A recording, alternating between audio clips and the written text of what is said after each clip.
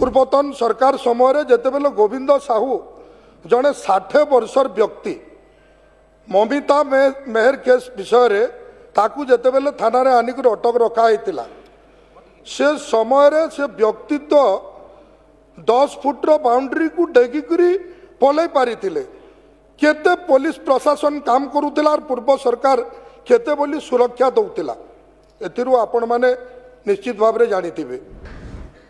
मान्यवर अध्यक्ष महोदय, आज आम 2026-27 आर्थिक वर्ष पाए बजेट अटकल खर्च दाबी उपरे आलोचना और भोट ग्रहण करने एकत्रित होइछु।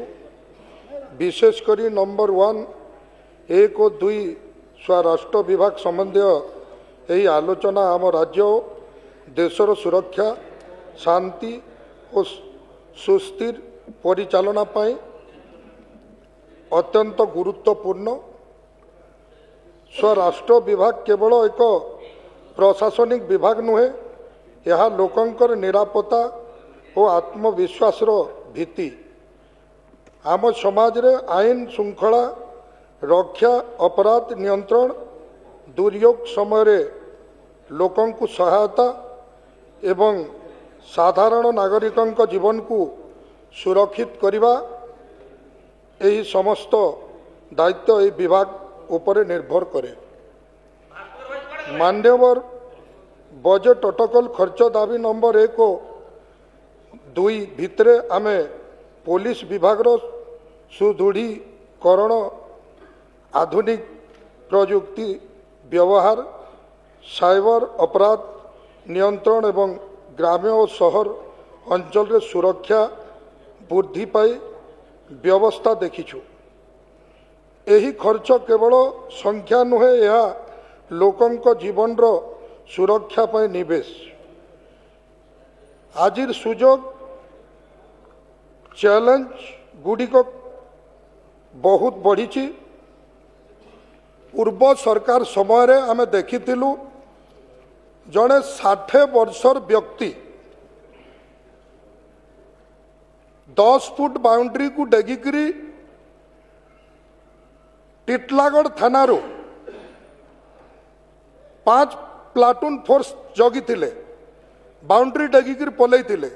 एटा समस्ते जानिछन।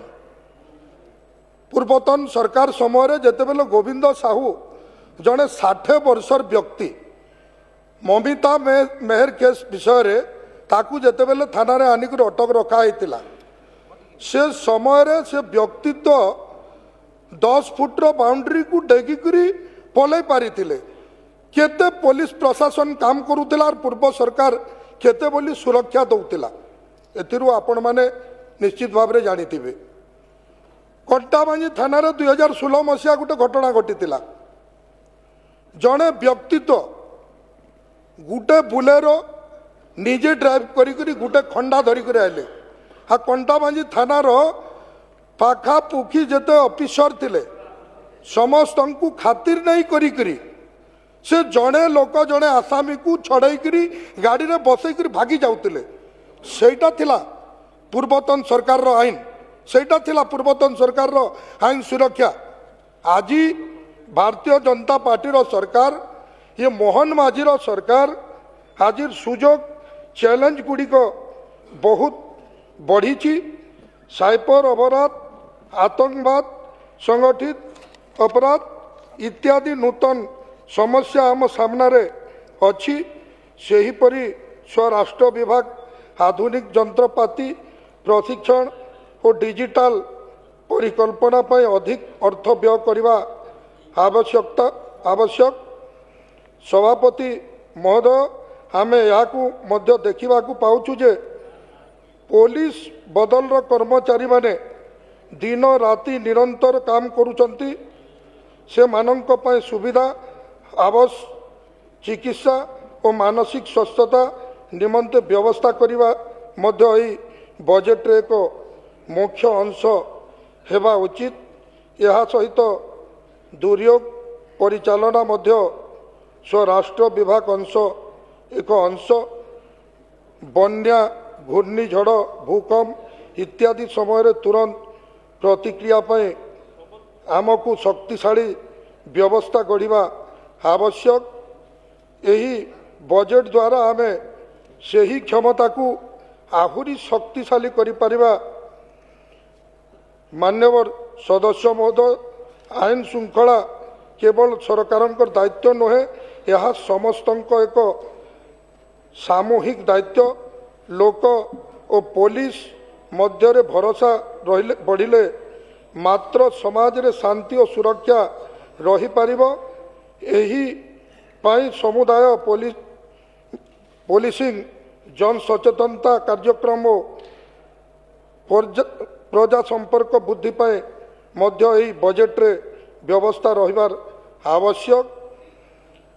शेष रे मु कहबाकू चाहे जे यही बजेट अटकल खर्च दाबी नंबर 1 और 2 केवल एक आर्थिक पत्र नुहे, यह आम समाजर सुरक्षा सुचिता और उन्नति पाए एक दृढ़ पदक्षेप। संबलपुर रे आज आमर जेन जहाँ भी वर्तमान रो सरकार रे जनता होउछे आमे निश्चित भाव रे जानू छु। एंता केबे विगत 77 वर्षर स्वाधीनता रे केन जानी नहीं थई। आज लोकंकर सरकार मोहन सरकार रे लोक मान को जेन भलिया सुरक्षा दिया जाउछे, जेते बेले जेन दुर्घटना घटुचे, केते बेले कौन सी जगह डकैती होउछे कि लुंठन होउछे, तार संगे संगे 24 घंटा भितर आमर पुलिस आमर प्रशासन आनिकरी दोषी के दंड देवार लगी सजाग रही छे। एंता आज देखी एबे कौन सी प्रकार लोकंकर असुविधा घटबार नहीं।